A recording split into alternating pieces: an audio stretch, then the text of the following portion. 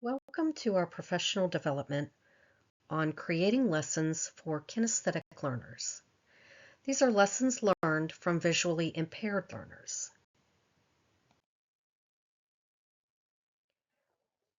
This professional development is built upon the embodied learning theory.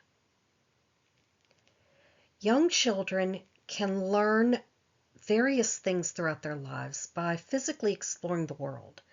They learn how to stand and walk properly by trial and error. They physically stand and determine what balance they need.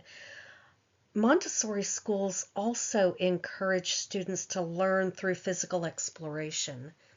These students encounter stations where they're able to physically explore and manipulate items to determine how they fit together, how they work together, what works, what doesn't work.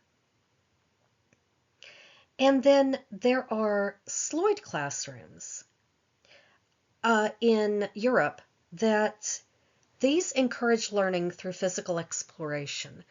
So students are encouraged to pick up objects and see how they fit together, if they fit together, and make determinations on what can and cannot be done with these objects.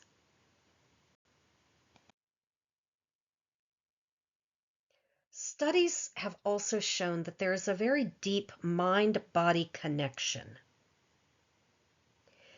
where the body learns and the mind also learns, resulting in effective learning.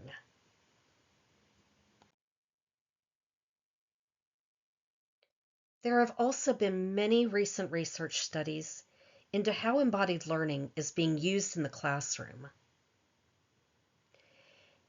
And some of these studies have concluded that embodied learning can lead to improved academic interest and outcomes, in addition to confidence in the skill, because of the combination of learning through exploring something with your body and exploring it through more traditional classroom lecture methods.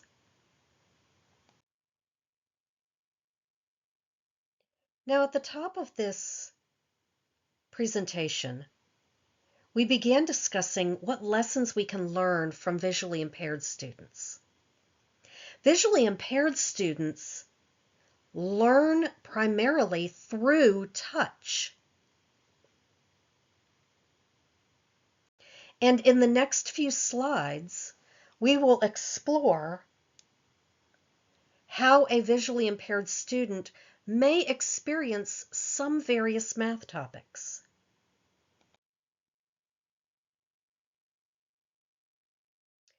In this video, our student explores the amplitude of a sine graph.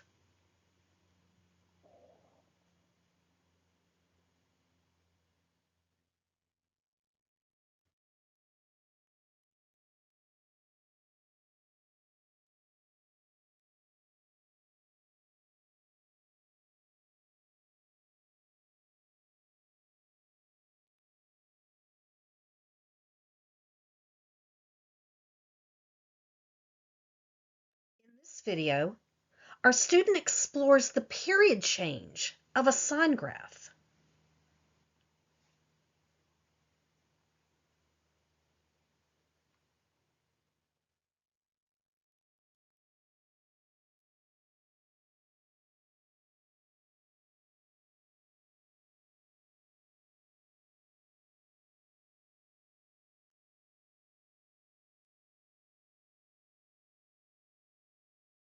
There are also other tools that can be used, such as algebra tiles, which can provide a very tactile experience for the student.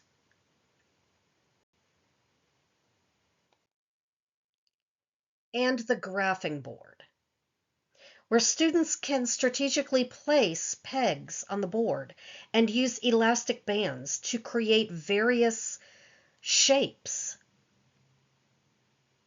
and again, exploring it through touch. Now, how can you use this in your classroom? Take a look at the lessons that you have planned for this semester. Can any of your lessons be presented with tactile objects? Can you use a physical representation to convey your topic? Or think about this.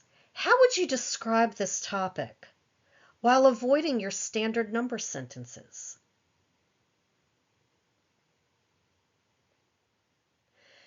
Through the research that has been done on embodied learning, we can not only use these tactile tools for our visually impaired students, but also they can improve the outcomes for our sighted students.